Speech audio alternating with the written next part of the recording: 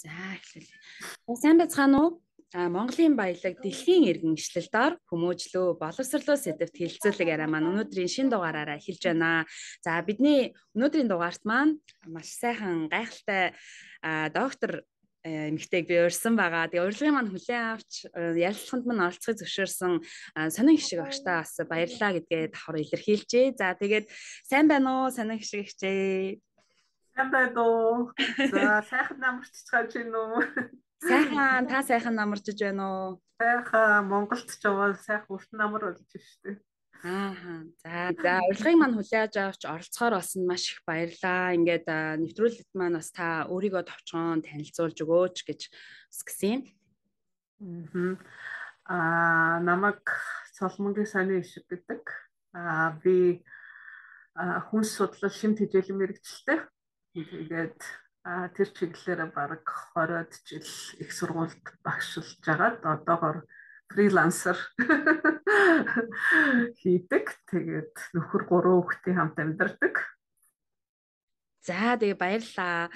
Саний ишиг хичээл маань хувьд би бас өөрийнх нь оролцсон олон нэвтрүүлгүүдийг үзээд за судалдаг ажил, хийдэг ажлынхын талаар бас сонирхолтой санагдаад тэгээ ерөнхийдөө их зориглон урилга хүргэсэн байгаамаа. Тэг энэ бяцхан хилцүүлэг ярианы маань сэдв бол хүмүүжлөө, боловсрлоо гэсэн сэдв байгаа юм л да. Тэгээд артаа юм асуултын тэмдэгтээ хоёр үгийг хүмүүсээс ер нь асуухаар маш олон талаараа ингээд хариултуудыг хэлдэг, өөрсдийнхөө үзэл бодлыг илэрхийлдэг. Тэгээд үүнтэйгээ уялдуулаад бас сонин хишиг хичээсээ хүмүүжлөө, боловсрлоо гэсэн энэ сэдвийг бас асуумаар санагдаж байна л да. Таны хувьд таны хувийн үзэл бодол тийм ээ. Ихэнх хүмүүс хариулахдаа ер нь тэгэл суур хүмүүжил сайтай хүн бол одоо сайн боловсрал эзэмшээгүй сайхан явж болдог гэж ярьдаг. Зарим хүмүүс чанартай сайн боловсралыг эзэмшиж чадсан хүн угаасаа өөрөө хүмүүжлтэй болдгооч гэж бас нэг талаасаа ярьдаг. Тэгээ энэ талаас нь бас таны өөрийн хувийн үзэл бодол та бас үзэл бодлоо хуваалцаач. Тэгээ миний бодлоор бол би бас өөр хувьдаа бол хүмүүжлийг айгуу чухалчилдаг. Гэхдээ одоо Монгол нэг уламжлалт ахуйгаар бол бид нар яг гэрийн хүмүүжил гэдгээр дандаа хүмүүждэг байсан шүү дээ тий. Өөрт нь бол одоо бол бид нар ч одоо тэр нэг тулгаа тойроод нэг олон ам бүлээрээ суух юм боломжгүй болсон цаг үе. Бүгдээрээ завгүй тий. Тэгэхээр одоо яг тэр гэрийн хүмүүжлийн утга жоохон ингээд холдоод байгаа мó гэж боддог байхгүй. Тэгэхээр бид нар ч одоо орчин цагтаагаа ингээд нийцүүлэхэд бид нар одоо гэрийн хүмүүжлээ ингээд төв болгоно гэдэг зарим тийм баруунч ч гэсэн тийм үзэл бодолтой хүмүүс байдаг шүү дээ тий. Хүүхдээ ерөөсөө олон нийтийн сургуульд явуулахгүй гэрээрээ багш аваа гэрийн хүмүүжлээ чухалчилсан байдаг. Тэгэх нь бол Монголд бас айгүй зохимжгүй. Тийм болохоор одоо хүүхдүүд их цагаа өнгөрөөж байгаа бас сургуулиар дамжуулаад тэр боловсролын үйл ажиллагаа бас давхар чухал юм уу даа л гэж боддог. Тэгэхдээ боловсрол гэдэг дээр болохоор өөр тийм мундаг дээд сургууль ч юм уу тийм амар топ сургуульд орох тэр утгаар нь биш. Боловсрал гэдэг чинь маш олон талтай шүү дээ. Тэр үднэс нь авч үзвэл одоо боловсралч чухал байна, хүмүүжлч чухал. Аль энэ тийм байх хэрэгтэй зүйл. Тийм би бас сонин хшиг багшаага сонсчихсан өөрөө бас Японд боловсрол эзэмшсэн. За мөн энд бас зэрэг хамгаалсан гэж ойлгож байна. Тэгэхээр бас тэр талаар таны хувьд ямар ойлголт авч ирсэн бэ? Бас ямар санагдчихсэн бэ? Энэ талаар бас бусдад хэлхийг зорьсон, дуулахчийг хүсдэг тийм ээ олон зүйлсүүд байдаг байх. Ер нь Монголд маань боловсрал гэдэг ойлголтыг маш олон орны одоо судалгаа шинжилгээтэйгээр гарч ирсэн боловсруулж гисэн тэр тогтолцоог бол одоо улс орондоо нэвтрүүлэх гэсэн зорилготой олон талын одоо хүмүүс байдаг юм шиг харагддаг. Ер нь олон сургуулиуд нэгдсэн байдаг. Бас нь үзэхээр Монгол хүн тий Монгол улсын иргэн бэлтгэж тэр боловсролын тогтолцоо ер нь ямар шатанда байдаг гэж хардаг вэ? Танд бас ямар санагддаг вэ тий тэр талаар бас би болохоор ч одоо хэдийгээр багшилдаг ч гэсэн дээд сургуулийн багшлах тий дээд сургууль багшлах тэгээд эсвэл 10 жил багшлах хоёр бас тийс өөр ихгүй тий тэгэхээр би яг 10 жилийн яг боловсролын тэр нөгөө нэг мэрэгжлийн үүднээс дүгнэлт өгч чадахгүй. Зөвхөн хувийнхаа бодлыг хэлэх юм бол манай Монголын боловсролчин ерөнхийдөө нөгөө нэг Орос улсын нөлөөлөл айгүй их байсан шүү дээ, тийм ээ. Тийм болохоор айгүй тийм академик буюу ингээд айгүй их тийм нэг мэдлэг олчилсан гэдэг юм уу? Одоо онлын мэдлэг олчилсан тийм сургалтууд байсан. Би ч өөрөө тийм юм ингээд амжаал бас ирсэн те зөндөө бол ингээд тоо бодох ч юм уу эсвэл одоо юу гэдгийг тэгээд дүн гэдэг юмар ингээд шалгуур үзүүлэхээр нэгдүгээр ангиас эхсүүлэл дүн гэдэг юм авдаг те тэгээд дээрэс нь одоо Монголд болохоор дандаа ингээд хүүхдүүдийг ийд ингээд харьцуулт хийдэг те энэ онц сурдаг энэ дунд сурдаг ч гэдэг юм уу ингээд тийм юмнууд байдаг зүгээр хувийнхаа зүгээс бодоход тэр хүн болгон өөрөө мэдэх сурах чадвар болон тэгээд өөрсдийнх нь хүсэл сонирхол өөр. Тийм болохоор яг одоо жишээлбэл математик дээр онц сурдаг хүүхдүүдийг хамгийн мундагч гэх юм уу тэгж нэг харьцуулж бодмооргүй юм шиг санагдаад байдаг байхгүй. Тэгээд хүүхдүүд чи ялангуяа ингээ харьцуулалт гараад ирэнгүүтээ нэг сонин нэг өрсөлдөөнд орсон юм шиг тийм мэдрэмжтэй. Тэр надаас муу энэ би тэрнээс сайн ч гэдэг юм уу те.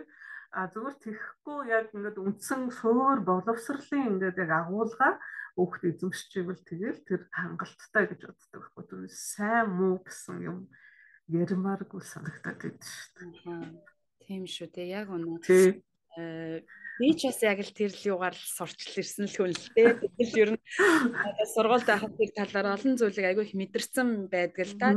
Тэр илүү сайн, тоондоо сайн ч гэдэг юм. Эсвэл одоо тухайн нэг онцгой хичээлдээ сайн хүүхэд нь бүр илүү багш нар дэмжиж те одоо тэр хүүхэд дорн бусд нь угаасаа чаддаг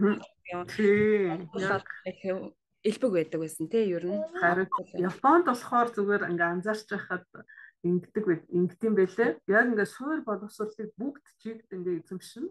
Одоо математикт сайн болъё, эсвэл биологт сайн болъё ч гэдэм үү, эсвэл ямар нэг биеийн тамирын спортт сайн болъё гэвэл хичээлээс гадуур дандаа нөгөө нэг жүкью гэдэг ингээ нөгөө нэг давтлагын юунууд байдаг шүү дээ. Одоо монголоор бол нэг өдөр өнжүүлэх маягийн тэгэхдээ очиод төлбөртөө тэгээд нэмэлт даалгаврууд аваад явдаг. Тэрүүгээрээ ингээд яваад идэв юм билээ.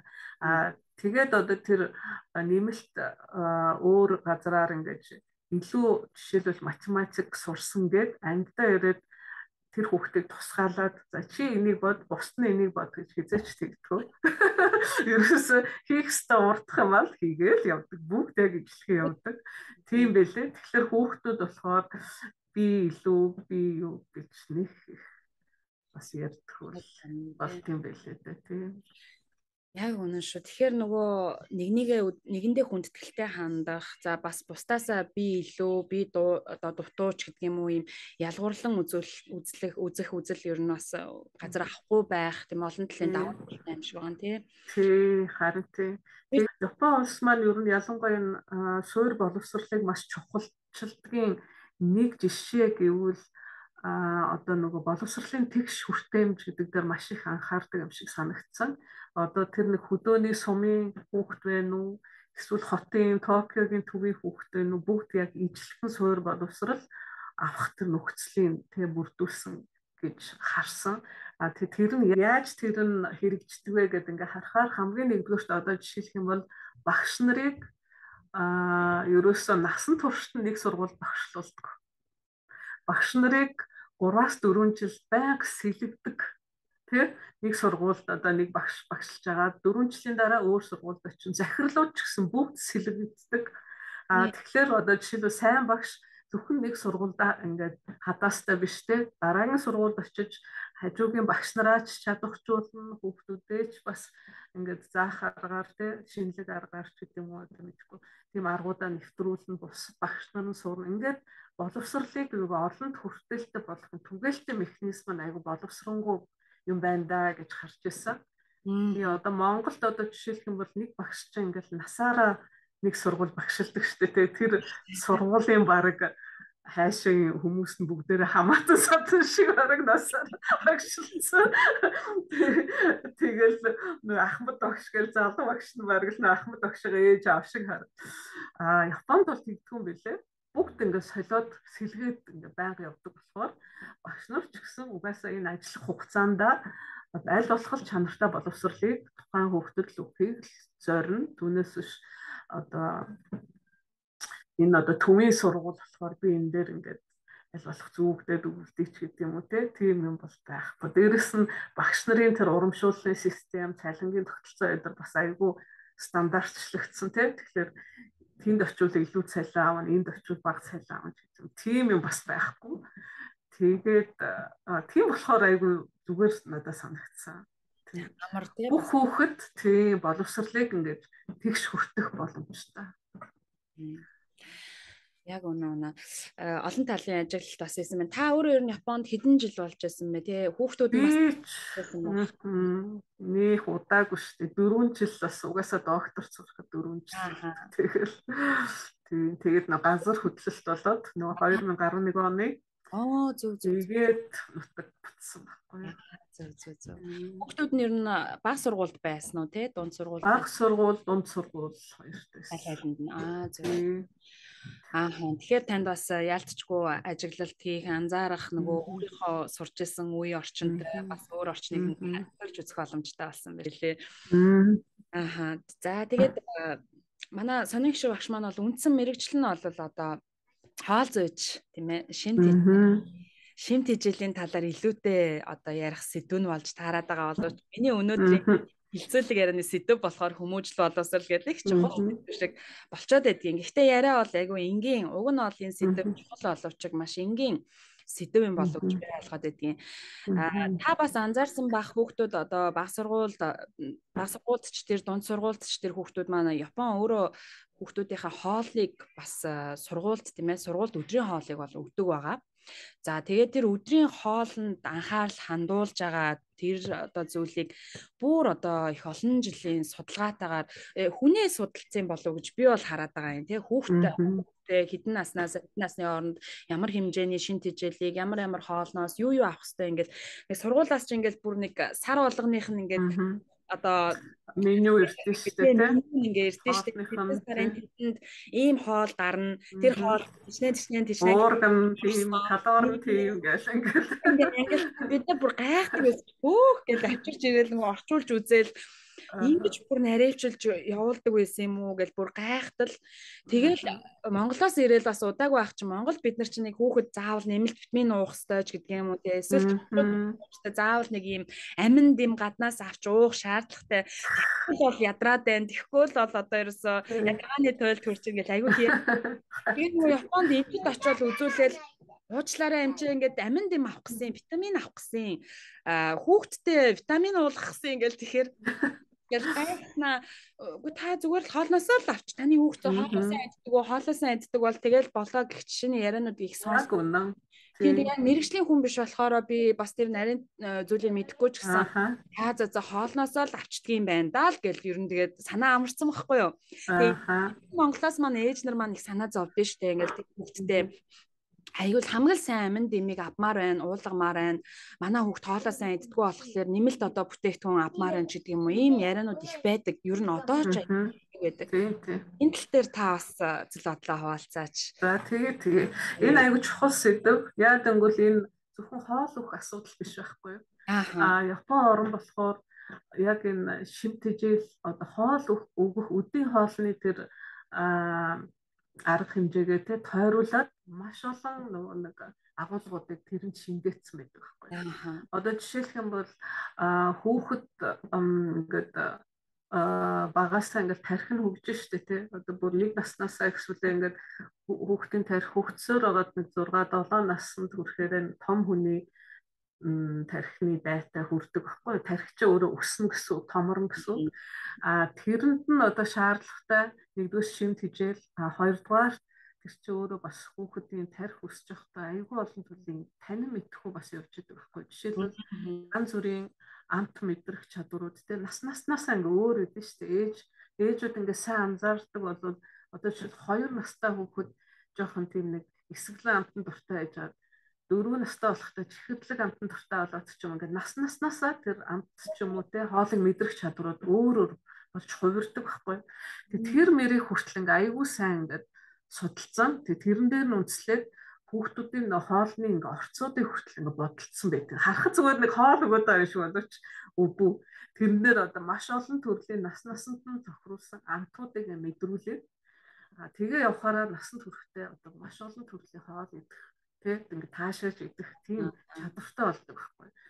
Монголд болохоор яг ингээ хүүхдийг өсгөх явцад бол ингээд цөөхөн нэр төрлийн хоол ер нь хэрэглүүлэх хэлтэй янз бүрийн судалгаагаар ч гэсэн тэгж гардаг. Тэгэнгүүт тэр хүүхэд тэр амтаа л угаасаа толгоонд нь ингээд тэр амтны л мэдээлэл үлдчихдэг байхгүй. Тэг өөр одоо жишээл ногоо идүүлэх гэхлээр хүлээж авахгүй. Яг гэвэл яг тэр мэдэрч явах хугацаанд тэр хүүхэд идээгүй болохоор дараа нь хүлээж авах юм хэцүү болдог байхгүй юу. Тийм гэх мэтчлэн хоолны асуудал дээр одоо тэр орц найрлагын бол тэгж тохируулдаг байгаа. Дээрэс нь ялангуяа сургуулийн хоолны үйлчлэгийг тойроод одоо түрүүн хэлсэн шүү дээ тийм ээ одоо байгаль орчноо хамгаалах, хог хаягдлаа, англин боловсруулах тэгээд өшөөчин эрүүл ах ариун цэвэр гар угаах дадал шүд угаах дадал ингээ бүгд орцсон явж байдаг байхгүй. Тэг одоо жишээлх юм бол хүүхэд ингээл өдий хоолоо гэхэд чинь өөртөө бие биендээ айгалж байна. Тэрэн дээр нэг тогооч ихч зогсоол айгалахгүй. Тийм биндээ ингээд тав таваараа өдөр хариуц заяа. Нэг нь ингээд сүү 50, нэг нь шүл аягсан, нэг нь хоёрдугаар хоол аягсан гэдэг ингээд айгалж байна. За тэгээд 5-6 гараа ингээд ширээгээ тойруулаад ширээгээ тойрч суугаад хоолоо идэнэ. За тэгэнгүүт чинь хоол нь айгүй хөөрхөн заримдаа нь үлдсэн шүү дээ. Тэгэл нэмхүү гэж тэгэнгүүт өстой гой хоол нэмнэ гэж ингээл олон хүүхэд нэмэхээр бүгдэнд нь ингээл тэнцүү хувааж өгнө. Тэ одоо дуусчлаа ихгүй. За хэдэн хүүхэд нэмэх чинь ингээл үлдснээ хувааж өгнө. За тэгээ хоолоо идснийхаа дараа жишээлбэл сүү гэхэд чинь сүүгээ уучаад сүү бол заавал өгдөг байхгүй өдрийн хоолнд. Тийм. Тэгээ сүүгээ уучаад тэр нөгөө нэг цаасаа хайрцгаа угаагаад эвхэд тэгээд нөгөө ингээд задлаад тэгээд ингээд хаяв нэг тусгай бүр юм байгаа. Нэг сакс шиг юмд ингээд хийдэг. Тэгээ хог хаягдлын менежмент эхэлж байгаа байхгүй угаасаа. Тэгээ хүүхдүүд өрөөсөө хизээч хогоо тийм замбраагүй хаан чамаагүй хогны савар ингээд шууд шулуудахгүй дандаа ангилж сурна. Гэл ингээ маш олон зүйл тэр хоолыг тойрож явчихдаг. Маш олон бүр цогц ажиллагаа байгаа байхгүй тэр нь тий. Цогц ажиллагаа тийм тэгээ түрүүний хэлсэн тэр калори одоо уурагч гэдэг юм уу эсвэл нүүрс ус гэх тэр чинь ингээд хоолоо идчих хоорондоо л хүүхдүүд ойлгочтой. Харин 4-р ангийн хүүхэд чинь одоо жишээлбэл надад тообон одоо нүүрс ус айгүй ихцсэн өнөөдөр би одоо дахиж идэхгүй хитэрчлээ гэдэг ингээ өөрөө баримжаатай болчихдог. Харин тийм байх. Яг нэг жим барих те одоо манайхны хэлжсэн дайет хийх жим барих гэдэг ойлголтыг бүр ингээд маш энгийн ойлгоод авчдаг. Тэгээд би юу яах эзнээ мэдчихэж байгаа учраас те өнөөдөр гэдгээ мэдчихэе. Тэгэл ингээд багаасаа тиймээр явсаар их ингээд баланстай хооллохыг ингээд сурчт юм бэл.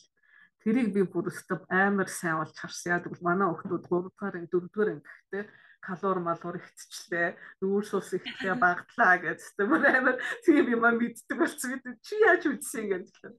Сургууль дээр ингээд ингэдэж штэ гэж тийм мэддэг болчт юм бэлээ. Тийм чи Япон хүмүүс чинь хоолоо зохицуулж уртудаа наслт юм бэлээ штэ. Тийм. Тэгээ түрүүний хэлдэг нөгөө нэг витаминуудын ингээд нэмэлт эцэг эхчүүд аягүй өгөхгүй л хүүхдээ өндөр болгон барина гэдэг те. Тэрийг одоо жишээлбэл би нэг манай нэг танилт хийжсэн. Германд хүртэл ер нь бусад орнуудад ер нь тийм байдаг. Өндөр хөгжилтэй орнуудад аль болох витамин тийм юм ер нь өгдөг.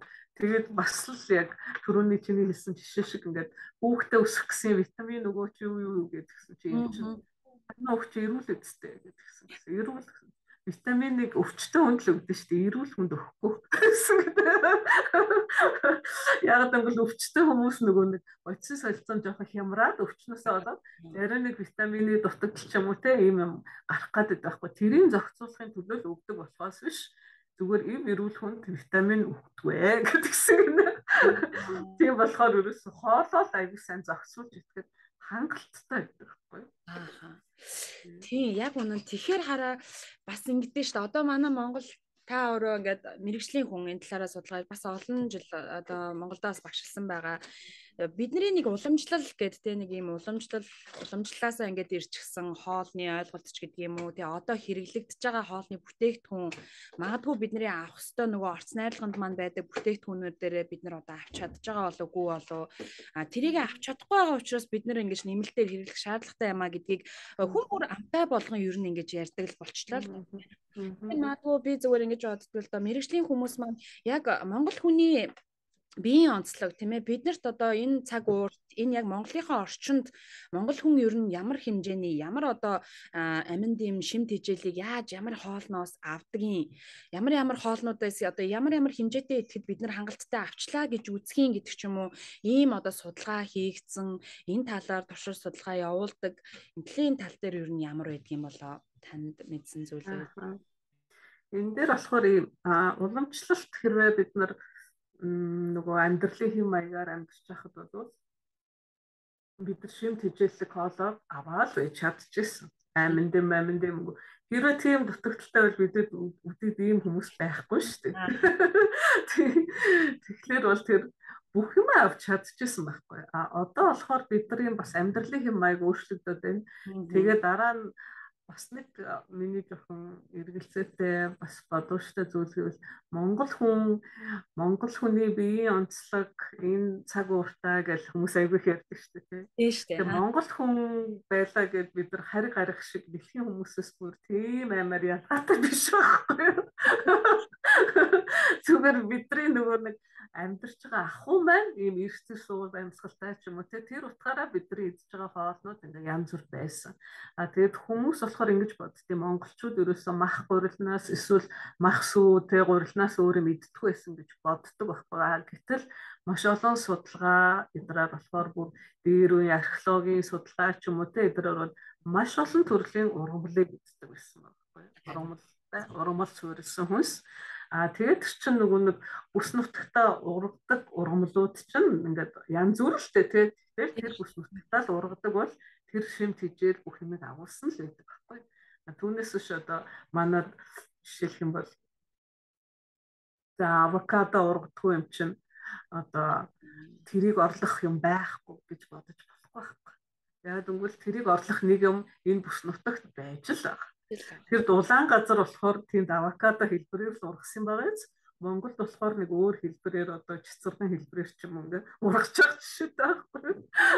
Тэгэхээр ингэ жоохон харьцангуй л бодмоор юм шиг санагдтыг тийм туушрахгүйгээр тийм тий бүр ингэж өөртөө ялгаж бид нар ингэ тустай юм аа ч гэдэг юм уу эсвэл одоо бид нар өөр юм аа гэдэг байдлаас нь харахаас тэгэхээр яг л одоо тухайн цаг үедээ юу идэд энийг ингээл ярихлаар зүгээр одоо энгийн амьдралын хэм маяг дээр ч гэсэн та сонсоод одоос олон талаас нь сонсч байсан бах одоо нэг минималист амьдралын хэм маяг гэдэг энгийн тийм ээ энгийн авсаархан юм амьдралын хэм маягийг их яриад байгаа хэрнээ дэлхийн одоо бусад улс орнууд ч гэдэг юм уу тий өндөр хөгжилтэй улс орнууд ч одоо манай гэрийг бариад амьдрах жишээтэй тий гэрний соёлыг судлаад нүүдэлчдийн амьдралыг судлаад нүүдэлчин улс үндэстэн гэж ямар хүмүүсийг яриад байна гэ тэрлүү илүү ингээд ягаад ч юм нэг жоохон ингээд яваад байгаа юм шиг санагддаг байна. Хүмүүсийг харахад бас нэг өөрсдрүүгээ ингээд хараад өөрсдийнхөө л одоо тэр анханасаа идэж ууж байсан тий эдэлж хэрглэжсэн зүйлс байдгийн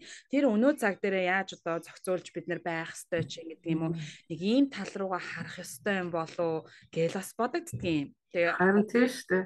Одоо угаасаа дэлхийд даяар одоо нөгөө нэг хөгжилчин ингээл баахан дөрвөлжин байшин бариулаад байна.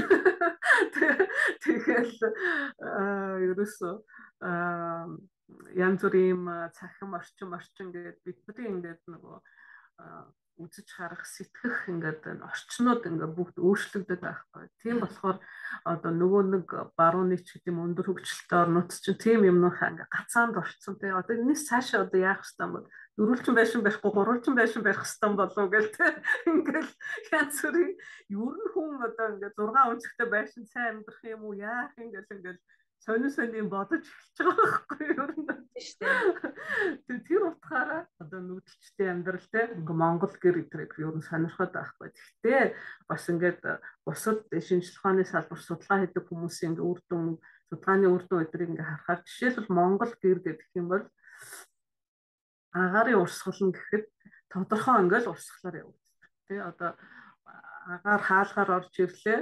Зүүн талыг гэрийн за баруун талыг ингэж дамжаа зүүн талаар ингэж явж хөл ингэж урсгал явдаг тий хаа сайгүй ингэж агаараас урсдсан байл л да гэрт. Тэгэл тэр нь бас ингээд дээрэс нь нөгөө нэг эрүүл ах уу янз бүрийн бактери тарах марах нөхцөлтэй хүртэл ингээд аюу уялдаатай нарийн байт юм бэлээ. Тийм тэгэл өөрчн одоо юу илээд аюу тийм давуу талуудыг яах вэ? Одооны нөгөө дутагдаад байгаа нөгөө орон зайг нөгөө зорилготой давуу талуудыг ингээд судлаад өгшөө тайлаад ингээд мэдрээд байгаа байхгүй. Бидний хувьд бол бид бас ч одоо бүр хэдэн мянган жилийн Монголынхаа газар нутагт те гэрээ бариад маллаад хариулаад ирсэн хүмүүс. Тэр бол бүр байгалийн шалгарлаараа за энэ бол гурвалжин хэлбэртэй гэр байхгүй юм байна. Тугу авах юм байна. 6 өнцөгт биш юм байна гэдэг чинь цаанаас шалгараад ингээд бүр мэдсэн байхгүй.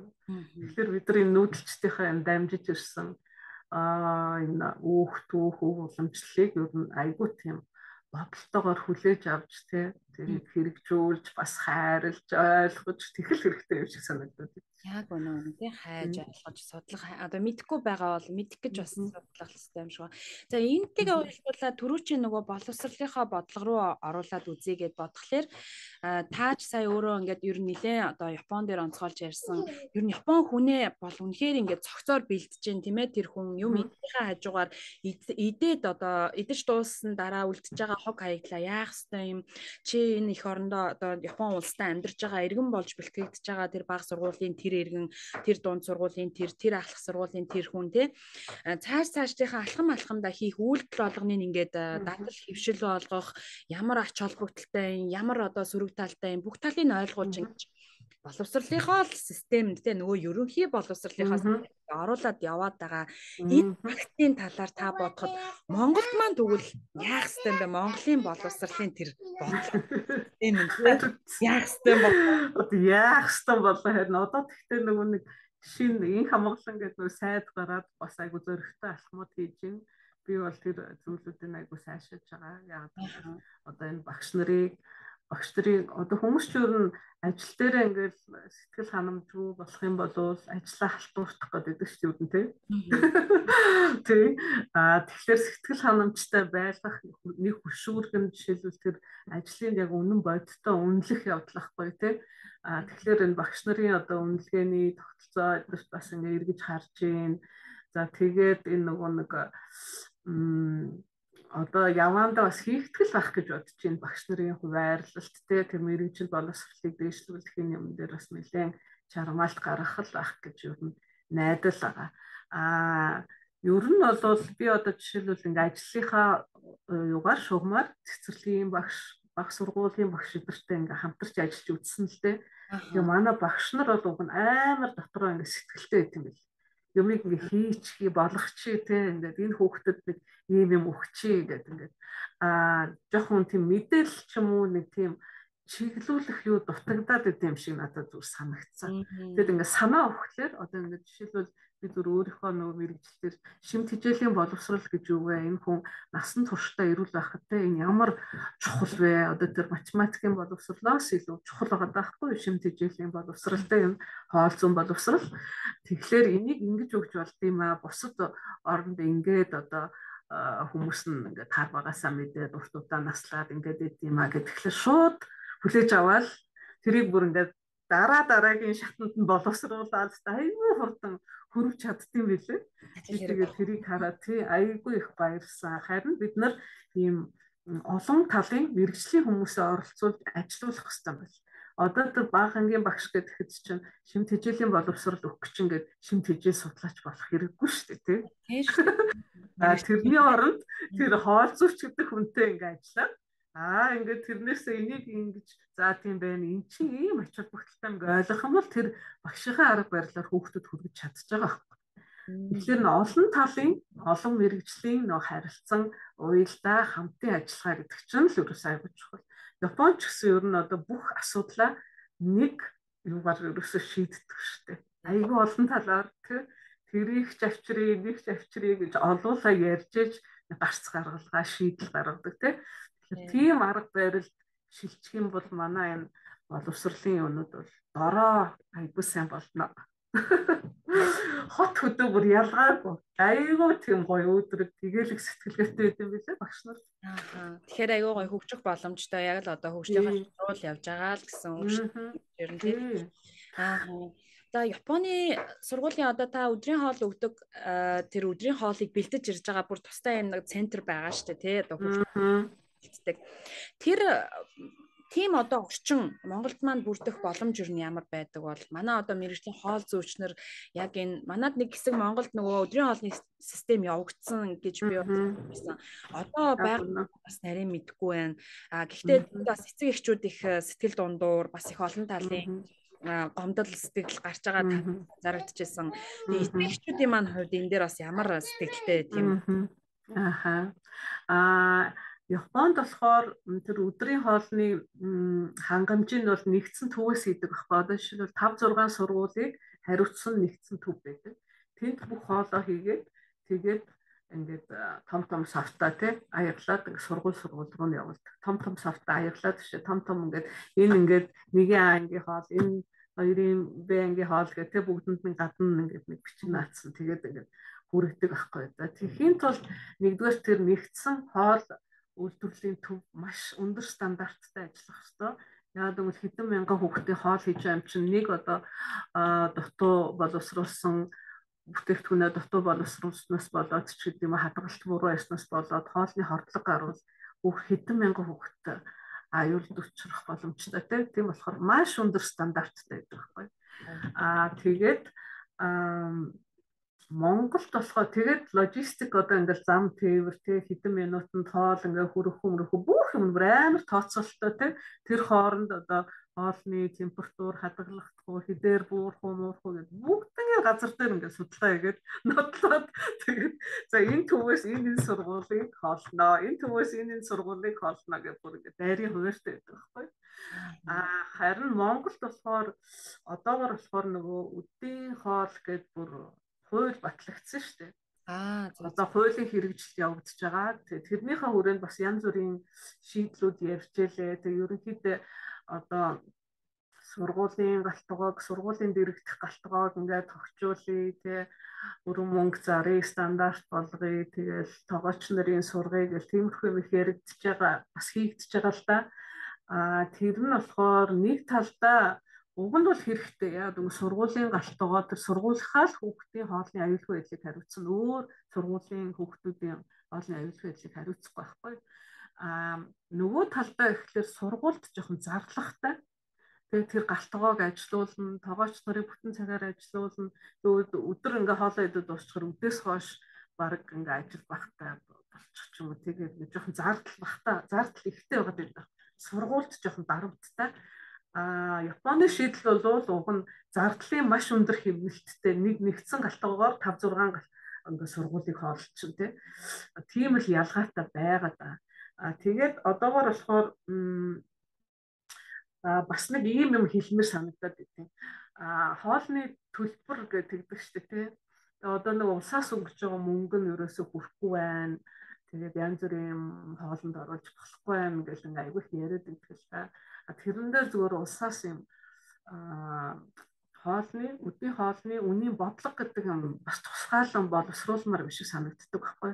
Одоо юу гэж хэлэх гээд байна вэ гэхээр жишээлбэл ингээ захын хорооллын сургуулийн хоол гэхээр хамаагүй орцсон баг байдаг байхгүй.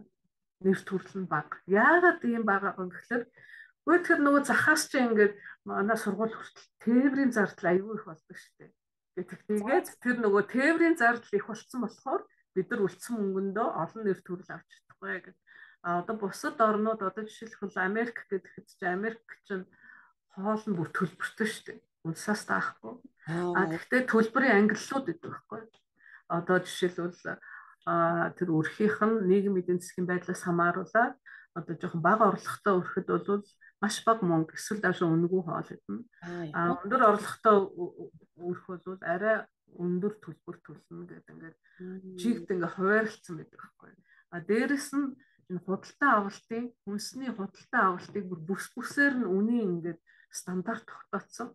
Одоо жишээлх юм бол хотоос ингээд жимсэх нь зөөсөөр хөдөө аваач ихлээр бүр асар их хөдөө болж штэ. Дээрээс нь тий хадгалах нөхцөл мөхцөл гэх тэгэхээр баг өдөөний хүмүүс тийм элдв юм идэж чадахгүй өдөө хоол. Яг үгүй айгүй үнэтэй тусна. А гэтэл жишээлбэл тэр Америкийн жишээн дээр ихэд бүсчлээд үнийг тогтооцсон. За энэ бүсэд ийм тий одоо хотын төвийн зах зээлдээ маш ойрхон хямдханаар авчруулах бүс байсан ч гэсэн үнэтэй төлнө. А тэрний илүү төлбөр нь тэр хөдөөний төлбөрт явж байдаг ч юм уу. Үнийн бодлого дээр бүр аюулгүй их ингээд баланслуулад тэгээд тэгшилчтэй байлээ. Тэгэхээр бүх хүүхэд ингээд хоолны хүртээмжтэй байдаг юм биш л дээ. Тэгэхээр Монголд болохоор яг энэ үдийн холтой холбоотой яг тийм үнийн бодлого тэгээд хүнсний нөгөө нэг хангамжтэй тэгээд хүнсний үнийн бодлого бүсчлээд ингээд бүр тавьж өгмөр юм шиг санагдаад. Бүр их нарийн. Тий, манайх ч нөө дандаа Улаанбаатар төвтэй шүү дээ. Бүх юм л Улаанбаатар юм л тэндээс оол. Тэгэхээр дандаа зардал нь ихсээд идэг ишээ тийшээ тарах тий.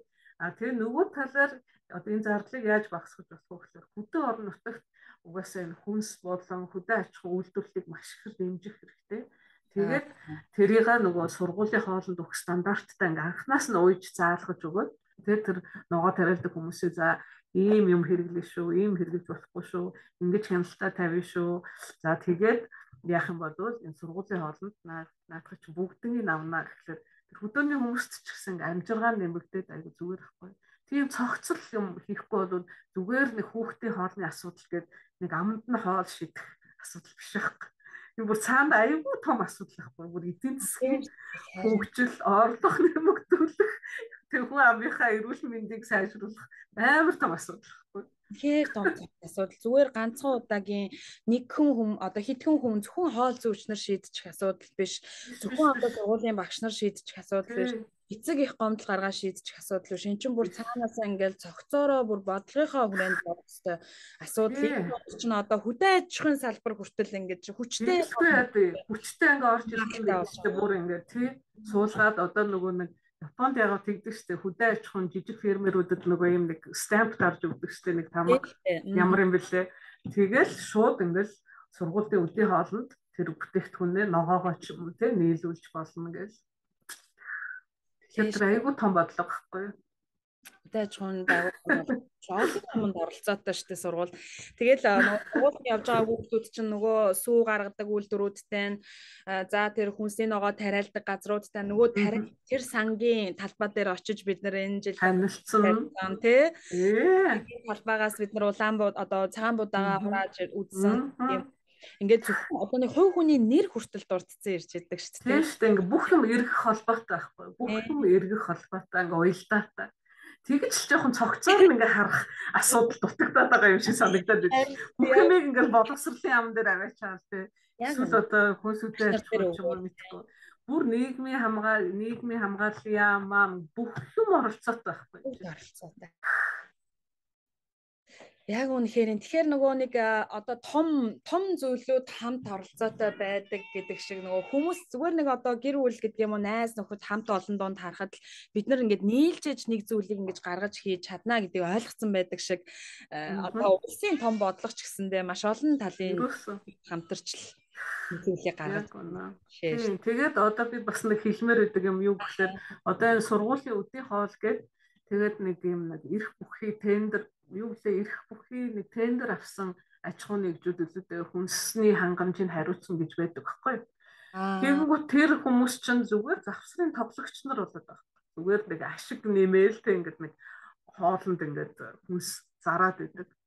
Тийм. Саяны яриад байсан тэр хөдөө аж ахуйн тогтолцоо хүнс нийлүүлэлтийн ингээ хүнс үйлдвэрлэгчтэй ингээ уялдаатай тогтолцоонуудаа бид нар яах юм бол тийм завсрын ченжүүд ерөөсөө хэрэггүй. Тэдний чинь угаасаа мөрдөн мөшгөж хянахад аюулгүй төвхтэй. Дээрэс нь мэрэгжлийн биштэй зүгээр нэг тийм нэг ашигийн төлөөл хүмүүс голдоо байдаг. Тэгээд тэр нөх хүүхдүүдэд өгөх ямар хүнс худалдаж авах хэрэгтэй яах талаар ерөөсөө ойлголт байхгүй. Тийм л эдийн. Таны наад ярьж байгаа зүйлийг бүр сонсохоор үнэхээр юм өнөө. Одоо тэгээд надад бас тийг санагддаг л да. Одоо сүүлийн үед боловсролыг ч гэсэндээ одоо боловсрол олгох тэр чухал ерөнхий боловсрал гэдэг яригдах тэр зүйл маань ч гэсэндээ бас нэг бизнесчсэн юм шиг ер нь бас нэг бизнесийн байгууллага юм шиг одоо дуртай хүн сургууль нээж идэг дуртай хүмүүс нь одоо сургууль те баг сургууль дунд сургууль ах сургууль гэдэг нэг хаана стандарт хаана тэнд одоо тогтсон дүрм журм явж байгаа юм ойлгомжгүй санагддаг л да. Тэгээд ээж хүний хувьд одоо эцэг их хүмүүсийн төлөөллийн хувьд бол бид нар мэдээж тэр тал дээр бас гайхдаг л да нэг талаасаа. Японд яг ингээл хувийн сургуулиуд бол байдаг. Таны түрүүний хэлсэн сургуулиас гадуурх авах хүүхдийн авч сурахдаа тэр чадварыг бол эцэг их өөрсдөөсөө санхүүгийнхаа асуудлыг шийдвэрлэж одоо тухайн сургуулийг байх жишээ тэнд ямар нэгэн улсын оролцооч юм уу эсвэл сургууль гарсан оролцоо гэдэг ах зүйл байдаггүй. Харин наан нь үндсэн одоо ерөнхий эрдэм ерөнхий боловсролыг бол улс даяараа одоо бодлоготойгоор ингээ хүргэжээдэг. Гэтэл манад яг тэр зарчим бас ямар явагдаад байгаа юм. Өнөөдөр улсын сургууль, хувийн сургууль гэдэг ингээд нэг юм ялгарл их үүсдэг. Дээрээс нь тэр одоо Кембрижийн бодлого, тэр Харвардын сургалтын систем, энэ одоо Японы сургалтын систем гэдэг олон одоо ургалж санаанууд ингээд энэ тэндүүл ингээд байж идэг. Тэгэл аав ээж нь тэр ч Японы сургууль нь сайн гэсэн, энэ ч одоо Америк англи хэлээр хүүхд сурах нь сайн гэсэн гэл ингээд олон талын зүйл ярьдаг. Гэхдээ би Японд ирэл энэ хэдэн жил одоо би хойд нутагт нь буюу жоохон хөдөө тал руу амьдардаг хүн л дээ. Бодоход ч гэсэн тэр төвдөө сурж байгаа сургуулийн хүүхдийн сургалтын систем энд байгаа одоо манай энэ сургуульд байгаа сургалтын систем ерөөсөө нэг юм ялгаатай зүйл бараг байхгүй. Ингээд жигд тэр хүүхэд тэр одоо юу гэдгийг англи хэлийг Токиод байна уу? Хаана байна уу? Ямар ч хамаагүй. Байна уу? Тэр ерөөсөө тэр хүмүүс яг л өдрийн хоолны адилхан хоолоо иддэг. Адилхан одоо хурх ичгийн зүгээр нэг би харахны хавцс бол өөрчлөгдсөн юм шиг байгаа. Яамнаас доорх одоо нөгөө боловс дүүргийн мужуудын боловсролын систем хариуцдаг байгууллагуудын хувьд номны хавцс жоохон өөрчлөгдсөн юм шиг байгаа. Бусдаар бол доторх агуулга бүх юм нь яг ингээд нөгөө жигд явж идэг. Тэгээ ийм хяналт манад яагаад байхгүй байгаа юм бол доо гэж та байлгаж болохгүй байгаа юм бол доо ч гэдэг юм уу нэг ийм тэрийг уг нь байлгаж болно гэж би боддог. Ер нь болохгүй юм гэж байхгүй шүү дээ. Яагаад байж болдгоо гэхлээр нэгдүгээр одоо энэ нэг улс төр гэж би одоо улс төрийг ярих айгүй дурггүй. Одоо ярихаас өөр аргагүй. Одоо ингээл нэг 4-5 жилийн 2-3 жилийн цикэлтэй хүмүүсээс солигдоо тэгэл зүг өмнөх хийж байгаа залхамж холбоо ингээл дараагийн хүн ойлгох гэж бараг хэвээр ингээд тэр үнэхээр их чирэгдэл учруулж байгаа хгүй нэгдүгээр дээрэс нь тэрнээс болоод энэ салбар хоорондын нөгөө хамтын ажиллагаа гэдэг чинь бүр ингээ алга болоод байгаа хгүй яа гэвэл нэг хүн гарч ирээд нөгөөтгөө ойлгох гэсээр байтал нөгөө салбар руу гараа хамтарч ажилладаг гэж сонгох гэсээр байтал бараг дараагийн хүн нэрх болоод ингээд ерөөсөн тэр бүр хамгийн хэцүү бөгөөд хамгийн их бэрхшээл учруулж байгаа бол би тэрийг байна л гэж хардаг. Тэгээд түрүүний чиний нөгөө хэлсэн одоо янз бүрийн ингээд сургууль ч юм уу боловсролтой тойроод гарч байгаа асуудлууд ерөөсөө л тэр салбар хоорондын уялдааны механизм байхгүй юм шинж байхгүй. Одоо жишээл 2-3 жил ингээд дарга сайд болж байгаа хүмүүс тэр хугацаанд л ингээл юм хийх гээл одоо нэг юм яалаа гэхэд за нэг бошуу нэг сарын дараа ч юм уу 2 сарын дараа хэцээч тийм одоо хугацтай улс өөртөө бүр ингээ арсыг харсан 20-30 жилийн дараа юм бол хэцээч тийм богино хугацаанд гарахгүй чи бүр ингээ банкын уялдаатай ингээ процесс явагдаж байгаа тэрэн дээр чи анализ хийгээд тэгээд одоо яг ингэх юм байна гэж ингэж гарах хэрэгтэй байтал чинь манайх бол тийм юм байхгүй мэдхгүй би бол байхгүй л гэж боддог. Тийм байсан болж одоо ингээл шийдэгдчихэн л дээ. Ер нь бол тэгээ хараад байхад л манайх арай л удаашлаа. Тэгээ зүгээр яг гол салбаруудаа бүр ингээд ийм бизнес гэдэг зүйл байх хэвээр мэдээж одоо тий тэр бол чухал асуудал. Гэхдээ хүний одоо боловсролыг олгох тал дээр за хүний эрүүл мэндтэй холбоотой асуудлуудыг бол ингэж хит их бизнесжүүлэх, хит туйлшрах хит ийм тогтургүй ийм арга барилаар удаан явах нь бас ямар байдгийн бол доо тэр нь одоо манай нөгөө ирээдүй хойч үе гэж ярьж байгаа те бидний үр хөөхөд төвний үр хөөхтүүдэд яг бас юу үлдэж ямар одоо өнгө аястай явах юм бол доо ч ийм айгүй тийм санаа зоммоор хэцүү ч юм шиг энэ зүйлсүүд харин тэгээд одоо дээд сургуульд ингээ багшилж байхад ерөөсөө нөгөө хаанаас ирсэн аль сургуулийн хүүхдээ гэдгээс хамаарат төвшин янз бүр байдаг. Яг Тэгээ тийм янз бүрийн төвшөнтэй хүүхдүүдтэй ажиллах дээд сургуулийн багшид бас аягүй хэцүү. Туйлын хэцүү. Тэгсэн мөртлөө ингээ асуухлаар адилхан нөгөө нэг Ешийн оноо аваад ороод ирсэн. Ингээл тэгж байгаа. Тэгсэн мөртлөө бүр шал өөр өгдөг байхгүй. Тэгэхээр чинь ингээл угаасаа суур боловсрал чинь жигд байхгүй болохоор дараагийн боловсролын ингээ системд нөлөөлөө явчихдаг. Тэгээ дараагийн боловсролын систем нөлөөлнө гэдэг чинь одоо жишээлбэл дээд боловсролтой чадварлаг мэрэгчлэн гарч чадахгүй үгүй юу? Тэ улс орны хөгжил хувь нэмэр оруулах чадахгүй үгүй. Тэр асуудлууд чинь ингээ гараа авчиж байгаа хгүй. Тэгэхээр ингээ айгүй жижигхэн өнцгөөс энийг бас хармааргүй. Санагдаад байдаг шүү дээ. Боловсрал гэхээр хүн болгон сайн боловсралыг эзэмшсэн байлаа гэд бас яг юуг сайн боловсрал гэж яриад байгаа гэдэг дээр бас их учир холбогдолтой болчихж байгаа юм л да. Тэр яг юуг яаж хүлээж аваад түүнийгээ яаж үйл хөдлөл болгож гарч ирж байгаа гэдэг нь шалтгаантай. Магадгүй их сайхан сургууль төгсөөд ирсэн байж болно. Үнэхэрийн одоо академик төвшний зэрэг дэвийг нь аваад ирсэн байж болно. Гэхдээ тэр хүн яг тухайн салбартаа үнэхэрийн үр дүнтэй үр бүтээлтэй үр өгөөжтэй байж чадах уу гэдэг нь өөрөө бас их асуудалтай болчиход байгаа юм шиг. Тэр нөгөө хүмүүжил гэдэг юм уу те бидний магадгүй баг суур хүм одоо сургуулийн баг сургуулийн боловсралд авах одоо эргээл ингээл нөгөө байгаа улс руугаа яалтчгүй халтраал орно зүгээр бүр 3 настай хүүхд рүүгээ орхоос гэсэн тий нөгөө 0 настай хиний хинээс эхлээл гэдэг шиг асуудал явагдаад байгааг би бас ингээл бас анзаардаг байхгүй өөрийнхөө нөө өсөж ирсэн үетэйгээ одоо хүүхдүүдийнхээ ингээ өсөж байгаа процессыг өөр нийгэмд одоо ингээ боловсролыг авж байгаа байдлыг харахаар өөрийн ирэхгүй үнэхээр хилчмээр гинтлийн хасаа ингэж явдаг болоосоо гэж бодогдмоор зүйлс гэрийн харагддаг. Бид нарт эрүүл байна гэдэг эрүүл иргэн байх бол эрүүл байх тэр үнцийг ахаал нөгөө үндсэн суурь боловсрлоосоо хүүхдүүд яалтчгүй хүлээж авч гин эргээд нөгөө хог хайдгүй иргэн байлгахын тулд тухайн хүүхдийг тэр 3 настай тэр байхаас нь эхлээд тэрийг ойлгуулж гин их жишээний хүн болгон ямар ч зардалгүй те одоо тэр тийм дадал багасаа суугаагүй хүн чинь том болоод жишээлбэл тамхиныхаа ишийг хаялаа гэхэд бид нар тэрийг засахын тулд торох гэдэг байхгүй те тийм шүү дээ. Бид тороход яах вэ? Нэг баахан нэг юм мөнгөний асуудлаар зохицуулах гал тэгэхээр тийм маягаар шийдэхгүй харин зардалгүйгээр шийдэх ганц механизм бол ерөөсөө боловсрал. Яг үнэ. Тэгээд хүн бүгд адилхан тийм Монгол байна уу, Япон байна уу, тэр Америк хүн бол адилхан. Хүнийг 0-оос 3 наснаас нь эхлээд ямар арга барилаар, ямар чиглүүлэгтэйгээр явна. Тэгээд тэр хүн бол тэр улсын иргэн болж хүмүүжих гэдгийг яг тийм. Тэгээ би гол нөгөө нэг ийм богино хугацааны ингээ бодлого ажлууд хэрэгжүүлээд болохоор тэр нь дандаа дутууд үлмэг. Тэгээд тэр нь амьдрал дээр буухлаар дандаа нэг юм дутцсан тийм ингээд сайн төгс биш. Тэгээд тэрнийх нь үр дагаврууд нь ингээл гарахаар хүмүүс чинь ингээл уур бухимдал эсвэл ингээл ялгаанууд те янз бүрийн ингээ боловсролын ялгаанууд ийм юмнууд гараад байгаа байхгүй. Боловсролын бодлого бол ялангуяа амар хөдлөшгүй тууштай урт хугацааны л байх хэрэгтэй. Тэгээ олон салбарыг бүр оролцуулсан тийм л байхгүй бол бид нар иргэнэ тийм багаас нь өв тэгш болох асуудал гомоо л бол тийм шүү. Үнэхээр хайн хандаж боломгүй. Үнэхээр одоо бүх зүйлийн үндэс суурь нь болж өгч байгаа гол гаргалгаа нь одоо уг нь тэнд л байна тийм ээ. Тэгээ тэр угаасаа тэнд. Их санхүү шаардахгүй юм байна. Уг нь бол тийм. Уг нь бол тийм. Талын тийм олон талын хүмүүсийн чадал, хүч, санаа, оюун ухаанаар л бүгд нийлээд нэгдээд л хөдөлгөж болох юм зүйл зохицуулж болох асуудал юм шиг уг нь байгаа юм тий. Бидний харах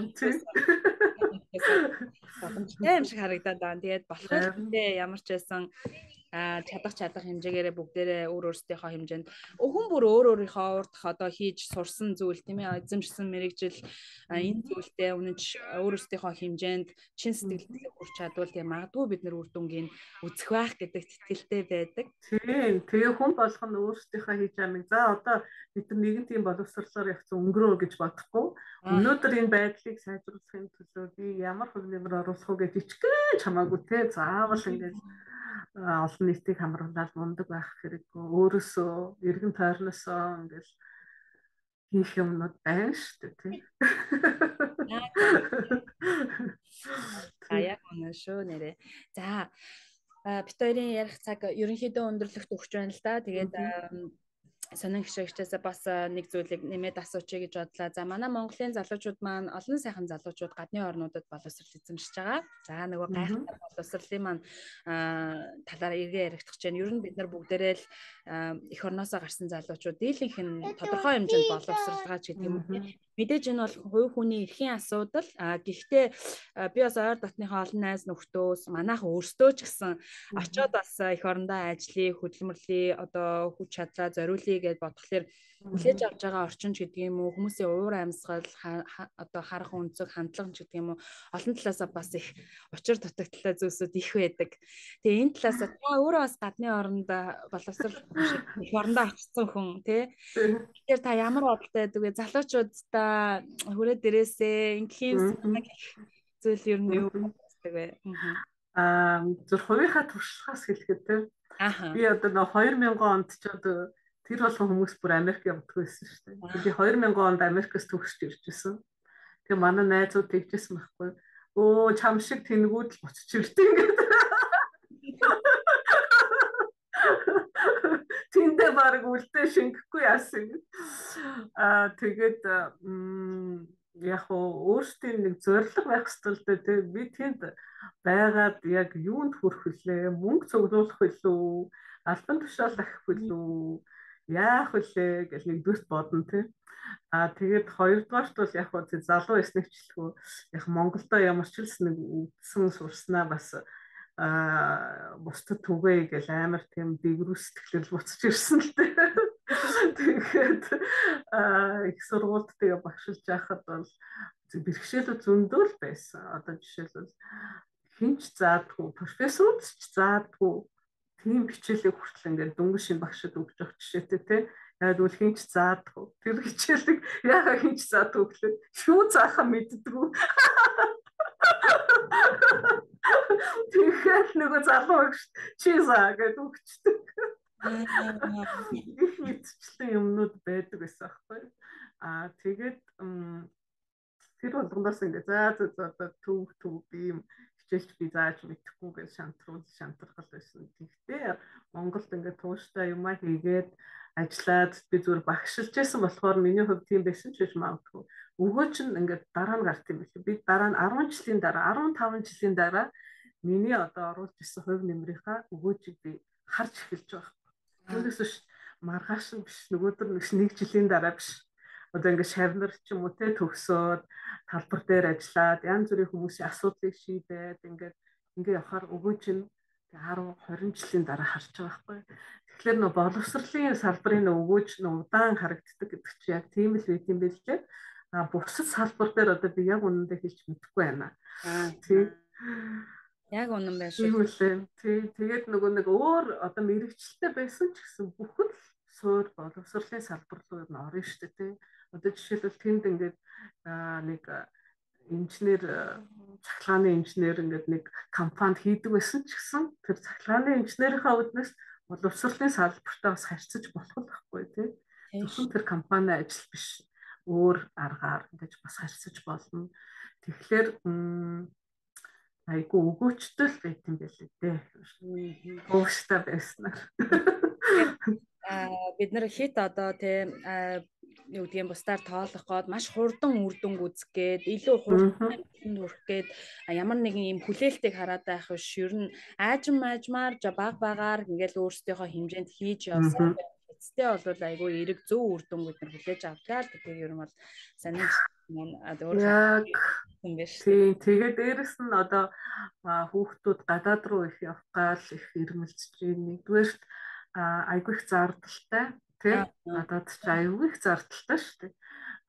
Тэгээ хоёрдугаар хэрвээ гадаадд тийм маш их зардал гаргаж явж байгаа бол ямар өгөөж би авах вэ гэдгийг бодох хэрэгтэй тий. Жилийн бараг $20,000 $30,000 зарцуулж сурчаад тэг би яах яг Монголд үзэж байгаа онлайнаар одоо ингээд сая ковидос болоод бүр харьж боловсролын салбарын ингээд онлайн ингээд бүр аюулгүй их боломжууд их нэгцсэн. Заавал очихгүйгээр тэрийг сурч болохоор тэгээд заавал очиж сурснараа би ямар өгөөж хүртэх вэ гэдгээ бас бодох хэрэгтэй юм шиг санагддаг.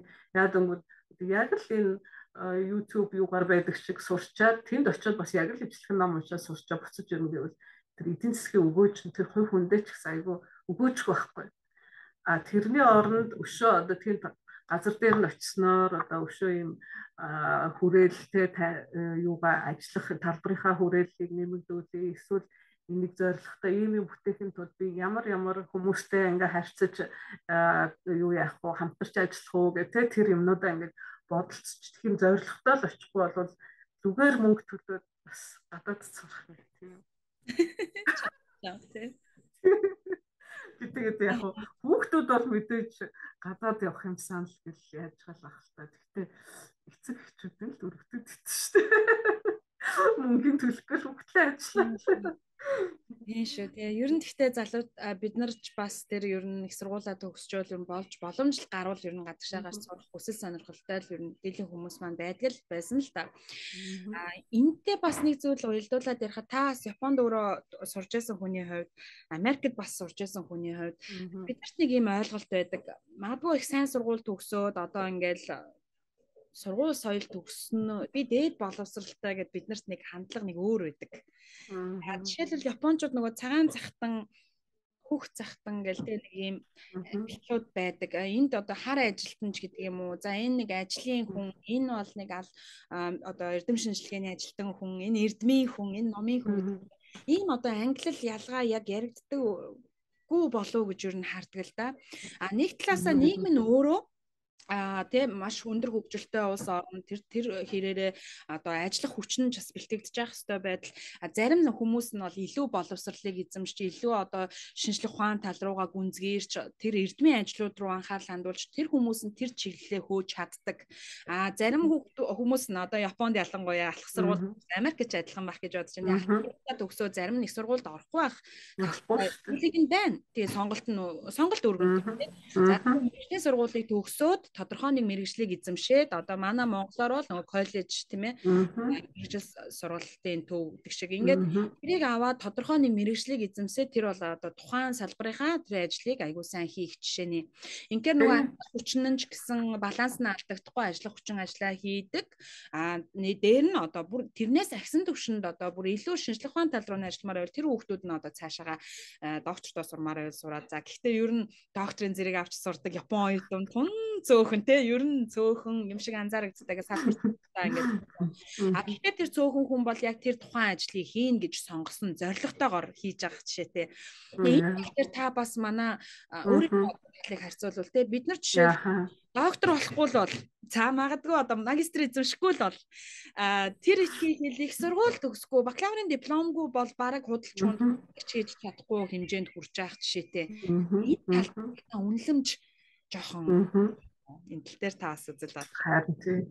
Энэ дээр болохоор энэ дээр яг би чинь нөгөө дээд боловсролын тогоонд хотголдож исэн болохоор манай нөгөө дээд боловсролын зорилго болон тэр зорилготой хүрэх арга замуудаа нөгөө тодорхойлсон байдлууд нь жоохон буруу юм шиг санагдаад байна. Одоо жишээлх юм бол дээд боловсролыг мэдээж ингээд нөгөө нэг олон улсад ч ингээд хүний хөгжлийн ранкуудыг ингээд хэдэн дээд боловсрол эзэмсэн ингээд янз бүр ямар гаргадаг шүү дээ тий. Тэхийн төлд ингээд олон хүмүүсээ мэдээж дээд боловсролтой болгоо бүгд ингээд ундаг байвал окей яах болно. Гэхдээ манайх болохоор нөгөө дээд боловсрол нь өөрөө сургалтын төлбөрөөр санхүүждэг болохоор орлого их олохын тулд маш их хүүхдүүдийг авдаг байхгүй юу. Тэгээ аль талдаа уг нь бүх харилцаа чинь аль альдаа win-win аль нь хожихтэй аль альндаа ашигтай тийм л харилцаа байвал хамгийн сайн шүү дээ тий. Гэтэл ялангуяа тэр олон оюутан эсвэлэх бол бүр аль талдаа lose хоёулаа хохирно. Нэгдүгээр дээд боловсролд хөгжиж чадахгүй янз бүрийн ингээд төвшний хүүхдүүд орж ирэх юм бол хөгжиж чадахгүй багш нь нөгөө нэг тэдэртэй ингээд ажиллахад маш их цаг зарцуулна тий. Доороос нь ингээ янз бүрийн судалгаан чиглүүлээ гэх тийм боломж гарахгүй. Хоёрдугаарт одоо жишээлбэл ингээд Японд ч гэдэг юм уу ингээд өндөр хүчтэй орнуудад яг ингээд судлаач болох хүмүүс гэвэл магистр тий. Ер нь менежментийн төвшний хүмүүс л магистраас цаашаа явдаггүй шүү дээ. Доктор ямар ч хэрэг байхгүй. Докторт яах гэж явдаг вөхлөөр ерөөсөө эрдэм шинжилгээний ажилтан, судлаач эсвэл багш болох тийм хүмүүс л явдаг байхгүй. Түүнээс биш нэг салбарын дарга нэг яамны хилцэн дарга болохын тулд хэзээч докторт явдаг. Ямар ч бүр падлын байхгүй. Тэгэхээр манайх болохоор ажлын байрны шаардлага гэх тэгэхээр ийм докторийн зэрэгтэй яа ингээд тавьчихаар хүмүүс чинь тэ доктор сурахаас үл яах. Тийм нэгдүгээрт байгаад байдیں۔ Тийм. Хоёрдугаарт болохоор би сая яг юу хэлэх гэж айгүй гоё тийм бодож жишээлх гэжсэн чинь одоо мэдхгүй хүмүүс ингээ CV мивэн дээрчтэй ингээл амар мундаг доктор гэж тавих гал. Тэгэл доктор сураад идэв шиг байх зарим нь бол нэрээ. Яг үнэндээ хоёрдугаарт ихтэй сургуулийн багш нар бол дандаа доктор хамгаалсан хүмүүс байдаг байхгүй гадаадд. Доктор хамгаалчаад тэгээд одоо залуу багш болно. Ассистент профессор болно тийм. Монголд болохоор тийм биш. Монголд болохоор төгсөөл бараг шууд багшуулна. Бид төгссөн хүн чинь яаж хичээл заах юм бэ? Би бас жоохон заримдаа гайхаад өөрийнхөө ч туршлагаас ингээ харахад юу ч амьдрал дээр хийж үзээгүй хүнд ямар хичээл заах юу заах юм бол гайхаад байдаг. Гадаадд бол багшуулахын тулд доор хаяж доктор төгснөө ингээ бийждэг. Тэгээд докторыг ажил хийх явцдаа энэ судалгаа шинжилгээ гараараа тийм ингээд лаборатори янз бүр юм хийгээ үтцсэн хүмүүс чинь хүнд ингээд хичээлд хүрэхтэй шал өөр байхгүй. Тэгвэл бүр дөнгөж доктор төгссөн хүн бүр хамгийн эхний шатны залуу багш болдог байхгүй. Тэгээд тэр залуу багш маань ингээд их хичээл заахгүй тэр чинь бас тий олон хичээл залуу багш заахгүй шүү дээ. Тийшээгаад ингээд жоохон тий ахаад ирэхээр олон судалгаа хийгээд өшөө ингээд ийм чадвартай болоод ирэхээр дараагийн шатны ингээд багшийн ангил руу ахдаг. Монголд бол яадаг гэж залуу багш хамгийн хичээл заадаг.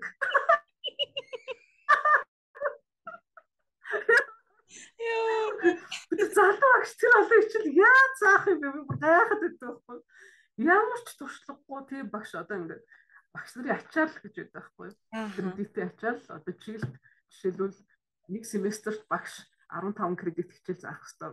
Хамгийн их кредит заадаг нь залуу багш. Тэгээд лабораторич ажил хийж үзээгүй, туршлагагүй тийм залуу багш хамаг хичээлийн заахаар тэг боловсролын чанар үүдэг гэж юу яригдах вэ? Тэг. Тэгэл ингээд жоох юм нэг сонин ингээд юм тогтолцооны гажуудлууд байгаад идэв. Өөрчлөгдсөн юм шиг тийм ингээд зэрэгээрээ олцсон тийм. Залуу багш би ямар санд түрүүнд жишээ хэлж байгаа намайг анх залуу багш болж байхад профессорд зааж чаддгүй хичээлээ надад өгч би тэг юу заах юм тэр өөрөө чадахгүй юм чинь. Өөрийнхөө үзсэн лекцийг л одоо эргүүлж уншгүй юм бол одоо өөр хэцүү шттэ тий юу. Өөрөөсөө бүр айгүй хэцүү. Тэгээ ерөнхийдөө ингээ харахаар ингэдэг байхгүй багш нар. Залуу багш нар тэгж жагаад юм уншаа өөрөө хөгжөөд дээшилдэг. Тэгвэл дээд боловсролын тэр зорилго чинь багш нараа ингээд дамжаад сургах юм уу? Эсвэл оюутнуудаа мэдлэг олгох юм уу? Тэр байгаа. Оюутнаар ингээд сайхан багш нар нь тэг ингээд дамжаагаар ингээд бие юулээ мэдлэгээ ахиулаад оюутан тийм тохироод байгаа байхгүй. Тэр оюутан ч мэдлэг авах хэрэгтэй шүү дээ.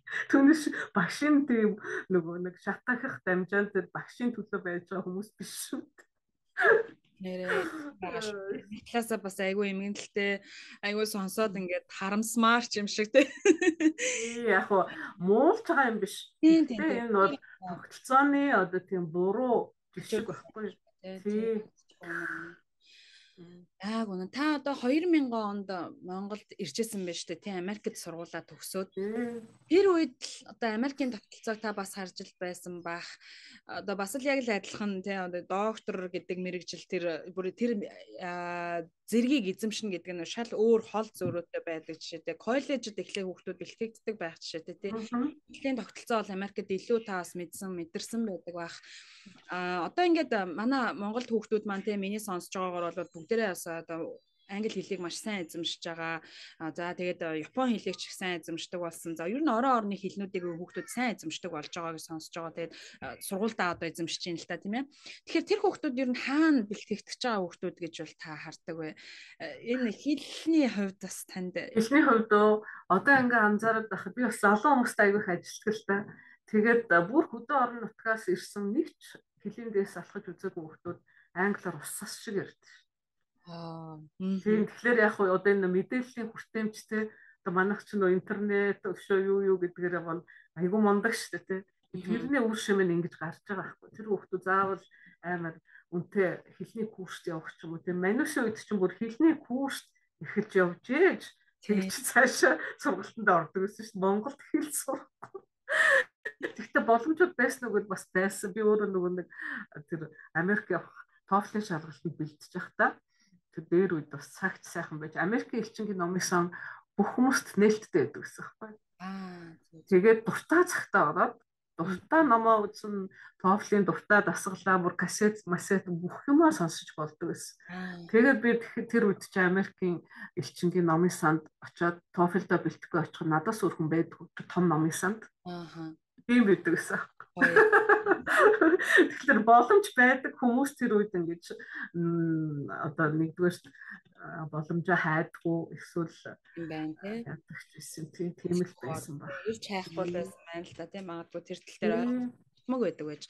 Тийм давуу талуудсууд байна. Тэгээ яг гол нь нөгөө тэр хэлүүдийг маш сайн сурж байгаа ч гэсэн зүгээр гол нь нөгөө зорилго нь бас хаанаа чиглэдэг юм болдоо л гэж бас харагдчихлаа юм л да. Тэгээ Монголд амьдраад Монголынхоо одоо ирээдүйн төлөө зүтгэх үү эсвэл өөр улс орны ирээдүйн төлөө зүтгэх үү гэдэг дээр бас жоохон тийм зүйлсүүд анзаарах болов. Давхар бол хэлийг судалж байгаа ч гэсэн үндсэн өөрийнхөө одоо нөгөө хэл соёл зүйлийг бас их хайж хайрлсан мэдсэн таньсан байх нь илүү чухал болов гэж бас сүүлийн үед Үнэн манай нэг хүүхэд бас гадаадд сурдаг байхгүй. Тэгээд өөрөө одоо хэдэн жил болж байгаа юм бэ. Тэгээд сүүлд нь ингэж хэлээ. Монгол хэлээ сурахгүйгээр гадаад явах юм хэрэггүй юм байна. Монгол хэл, монгол соёл уламжлалаа тултлан сурах хэрэгтэй юм байна. Тэгжээж гадагшаа явах хэрэгтэй юм байна. Тэгэхээр тэр монгол хэл, соёл юуг бол тэр боловсрлоорч байна уу ямар нөмөр айгүй өргөн хүрээгээр сургах хэрэгтэй юм байна.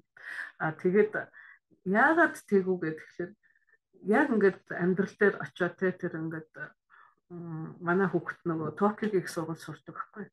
Тэгээд айгүй тэн дээр чи нөгөө левел төвшин арай өөр те. Тэгээд олон хүмүүстэй ингээ харьцаад ирэхээр үгүй чи би ч одоо Монголоос чи хаанаас ирлээ гэдэг манай соёл юу вэ чи яах ёстой вэ гэдэг яг тийм асуудлууд тулгардаг юм байна л да. Тэгээд хүн ер нь өөрийнхөө нутгийн хэл соёлыг сурахгүйгээр гадаад явах юм дэмий байт юм байна л гэж зөвлөсөн. Дээдээ хүүхдийнхээ зөвлөгөөг бас нэрээ үнэ ээж нь ч гэсэн юу залуудаа гадаад явж байхдаа танаа тэр чи яа гэвэл би мэдхгүй гэж сууж. Тэгээд тэгж хариулахаар айгу муухай байдаг байхгүй. Өөрийнхөө улсын юмыг юу ч мэдхгүй тэгэл худлаа ярьж болохгүй тэр мэдхгүй гэхээс өөр аргагүй. Тэгэхээр бүр хамгийн амар ичгүүртэй гэдэг шүү дээ. Тэгэхээр үнэн. Тэгээд тийм болохоор ч би одоо ингээд сүүлийн үед хараад байхад гадна байгаа монголчууд маань илүү монголоо таних гэсэн, монголоо мэдэх гэсэн, монголоо хайрлсан ийм болчтгийм байна гэж ойлгосон. Нөгөө хүссэн би ч нөөр үндэстэн би монголоос ирсэн гэж хэлж байгаа бол өөрийнхөө соёлыг мэддэг байх хэвээр тийм ээ. Юу ядаж нүүр өөдөд хараад өөрийнхөө улс соёлыг таниулах чадвартай байх хэрэгтэй болж байгаа бид нар чинь энэ чадсан нэг тийм зүйл байдаг. Тийм хүүхдийн биш юм аахад ядаж нэг юм айгүй сайн мэддэг. Юу бол мэддэг гэдгийг бүр хүн тайлбарлах хэмжээний тийм доо мэдлэгтэй байх хэрэгтэй байна гэдгийг үнэхээр бас мэдэрсэн. Танаа хүүхэд бас айгүй сүрхээ бүр багаасаа ингээд мэдэрчлээ штэ тий. Тэгэхээр гайхалтай үүнийг бас таныг бас хэлэх болооч гэж яг бодож байлаа л да. Тэгээд асуужлаа. За тэгэхээр сайхан яриа хүргэж байгаа сонин гişиг багштай бас маш их баярлалаа. Тэгээд ярилцлагын маань цааш бас ер нь өндөрлөгт өгч जैन. Тэгээд танаас бас асуухыг хүссэн зүйлсээ ямар ч байсан би асуулаа гэж бодож байна. Илүү цаг байгаад илүү л удаан ярилцаал баймаар байна. Тэгээ бас ажилтай байгаа хүнийг би ямар ч байсан ажлаас нь тодорхой ингээд цаг авах боломж олцсондоо бас их олзуурхууштай байгаа учраас маш их баярлалаа. Тэгээд таны хувьд бас ярианы төгсгөлд тийм ээ нэвтрүүлгийн төгсгөлд өөрийнхөө зүгээс бас хэлхийг хүссэн зүйлээр хэлж өгөөч гэж хүсэх байна. Тэгээд залуучуудтай хандаад иж болно тийм ээ ер нь юу ч гэсэн болоо. Юу ч хамаагүй. Одоо тэгтээ манай залуучууд айгүй өөр болчихоо. Айгүй олон мэдээлэл аваад те. Бидний үед чинь зүгээр нүдэрээ харсан юм аа төсөөлж яадаг болсноос биш юм олон мэдээлэл авдаг байсан шүү дээ. Тэгээд айгүй бидний байж байгаа нөхцөл бүх улс оронд ийм байх ёстой гэсэн биш юм байна. Өөр бас байх боломжууд зөндөө байт юм байна гэж мэдээлэл их авч айгүй их мундаг болж байгаа юм байлээ. Би ер нь орчин үеийн залуучуудаараа айгүй их бахархдаг. Тэгээ залуучуудаа бүр амар хайртай. Янз бүрийн ингээл залуучууд оролцсон ингээл олон гоё юм өөдрөг те юунууд ингээл харах юм бол бүр сэтгэл хөдлөө дандаа дэмждэг. Тэгээд ер нь бол залуучууд тийм баг юм чинь тийм Монголын ирээдүй бас гэрэлтэй л юм гэж боддог. Баярлалаа. Яг үнэн залуучуудыгаа бас дэмжиж тэд нартай ингэж урам өгч байгаа танд бас маш их баярлалаа. Тийм бид нар чадах чинээгээр бүгдээрээ ингээд тал бүрийнхаа өөрөөсөө сурсан мэдсэн бүхэл зүйлээрээ нэг нэгэндээ дэмтэй бүгдээрээ хамтдаа ингээд зүтгэвэл юм бүхэн сайхан гормынхоо дагуу явах бах. Тэгээд бид бол хөгжчл яваа улс орно те бид нар. Энэ бол бид нар ингээд ганцаараа муудаад ч юм уу дороотоод эсвэл алдаад байгаа юм биш. Энэ бол хөгжлийн зүгээр зам. Тэгтээ энэ хөгжлийн замаар бид нар урдан ингээд ухаараа зэхээрээд те ингээд арай өөр зам руу орох уу эсвэл бүр ингээд мах цусаараа мэдэрчээлж өөр зам руу орох уу тэр бол бидний асуудал. Тэр чинь бидний асуудал ахгүй тэр өөр хятадын асуудал биш Оросын асуудал биш бидний л асуудал. Тийм болохоор одоо залуучууд юм байна чи бид нар энэ замаа хурдан засаад айгу гоё дэгэлэг шинэ юу руу алхнаа л гэж боддоо шүү. Харьцангуй олон талын мэдээлэл авах боломжтой шиг маш олон улс үндэстний хөгжсөн түүх зам замнал хөгжил рүү явсан алдаж онсон олон алдаа оноог бид нар хараад яагаад түүнээс суралцаад тийм ээ урьдчилсан хэмжээг яагаад авч болох яг үнэ яагаад түүнийг ууч давтаж давтаж үзчихээ нэр ингэсэн юм биш гэх гээд байгаа юм тийм одоо ер нь бол би тэгж боддоо шүү дээ хүний нөгөө нэг үгийг аваад ойлгоно гэдэг чинь айгүй чухал чадвар тийм. Зарим хүмүүс яг хөө тэр үг гэдэг утгаар нь боддог. Тэрийг аваад төсөөлөөд тэгвэл ийм төрөх юм байна. Тэгвэл ингэж урьдчилан сэргийж болох юм байна ч гэдэг юм. Тэр бол жинхэнэ одоо нөгөө ухаан л байхгүй тийм. Түүнээс биш ухаан гэдэг чинь тийм мундаг одоо онц сурдаг. Тэр ухаан биш байхгүй. Ерөөсөө юмбиг асуудлыг ойлгоод тэгээд дүүл шинжилгээгээд тэгээд гаргалгаануудыг ингээ бодоод за тэгвэл ингэхэн зөв юм байна гэж тэгэх чадварчилж энэ ухаан. За энэ бодоод байдаг шүү дээ одоо залуустай айлах сонин шиг багш маань яг үнэхээр үг байлаа. Тийм бид нар өнөөдрийн одоо төвшөндөө тийм ээ юуг өнөөдөр ухаан зарж амьдрна гэж яриад байна гэдгийг ойлгочих хэрэгтэй юм байна шүү. Залуучууд сонсогчид үзэгчд минь. Тэгээ маш их баярлалаа. Маш сайхан ярилцлагыг хүргэж надад өөрийнхөө үнэтэй цагаасаа бас зарцуул маш их баярлалаа. Тэгээ таны цаашдын судалгааны ажлууд болон хийж байгаа олон сайхан ажлуудад нь улам их амжилтуудыг хүсье. Тэгээд олон сайхан залуус ухаарал олон зүйлийг бас өгсөн багшаарэ гэж бас хүсмээр байна. Маш их баярлалаа. Хичээж байгаа. Баярлалаа. Баярлалаа. Хүмүүжлүү боловсрлоо сэдвэд хэлэлцүүлэг яриа маань энд хүрээд өндөрлөж байна. Ингээд дараагийн дугаар хүртэл төр баяртай. Баярлалаа. Баяртай.